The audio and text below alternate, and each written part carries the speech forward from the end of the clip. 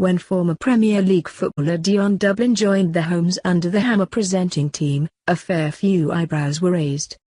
He might have played for 8 top teams and have 4 England caps under his belt, but what did he know about property? It wasn't just the usual Twitter trolls who sank their claws in, even Dion's own football buddies couldn't resist a quip or two. It was a surprising move for a footballer, I suppose, he says, with a laugh. I got a bit of stick off my old teammates, who said things like, "What do you know? And I can't get rid of you, you're there every time I turn on my TV." Even now, people still tweet occasionally and say, "What is Dion Dublin doing?" But most of it's been in good humor.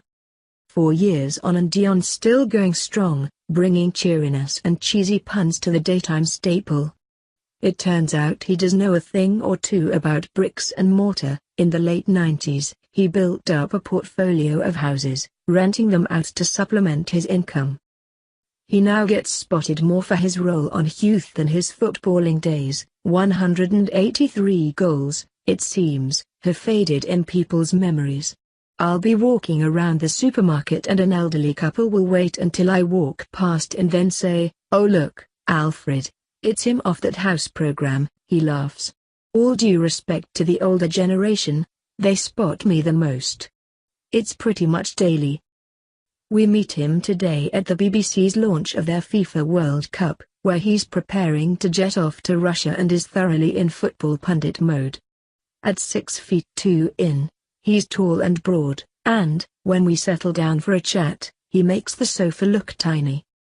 Dressed in a sharp navy blazer and a black tee, he looks every bit the retired footballer, except for one thing, Dion has zero swagger.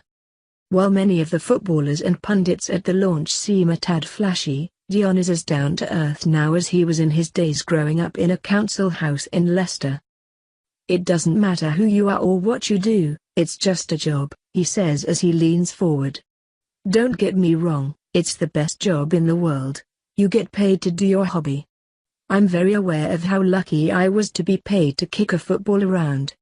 But I'll never change. You can change your lifestyle, but if money changes you, you've got a problem." Dion's talents were first spotted aged 9 when he was picked to play for Leicester under 10s. But, after a few years of hard training, he found himself leaving school with a handful of O-levels and without a football contract. At 16, he spent a year drifting from job to job, working in a leisure center. Before doing shifts in an ice cream factory, he admits he sneakily sampled the produce when he fancied it. By the time he was signed to Norwich FC at 17, he was thoroughly humbled by the opportunity. "I wouldn't change anything about those jobs I did," he says. "If you know what it's taken to get there, you appreciate it so much more than if you're given it at all on a plate. When I first started playing I was earning £27.50 a week, and I'd offer to clean the senior footballers' cars for a couple of quid. I'd sweep the stands in the off-season and even paint the changing rooms. I like the blood, sweat and tears of working hard for what you have." When he was picked for the England squad, the first people he called were his parents. "I said to them, all that time you were driving me around on a Sunday morning and now I'm playing for my country." He still has the letter framed on his wall, although unfortunately Dion was never picked to play at the World Cup. "I was absolutely gutted when I missed out on the squad in 1998, he says thoughtfully.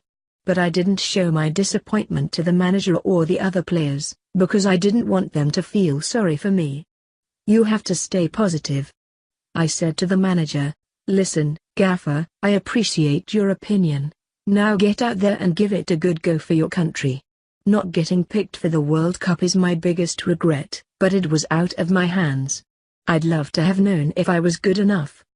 Sadly, during our interview Dion received some appalling news. His friend and former teammate Lloyd Samuel had been killed in a car crash that morning, minutes after dropping his young kids at school. Naturally, Dion was devastated, and the interview was terminated. But a week later, ever the professional, Dion gave us a call so we could finish our chat. He's unnecessarily apologetic about the way our interview ended, and still clearly very upset.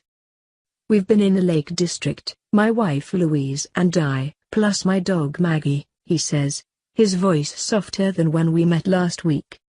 Having heard the news, I just wanted to get away. We just spent a few days doing long walks round the lakes. It's good for the soul. Dion is no stranger to loss.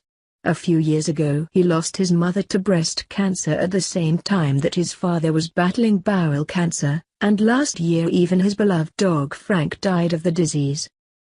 Obviously cancer is important to everybody, it's a devastating thing, but in recent years it has had a big effect on my family, he says. It's a subject close to my heart. What I've been through has affected how I feel about life.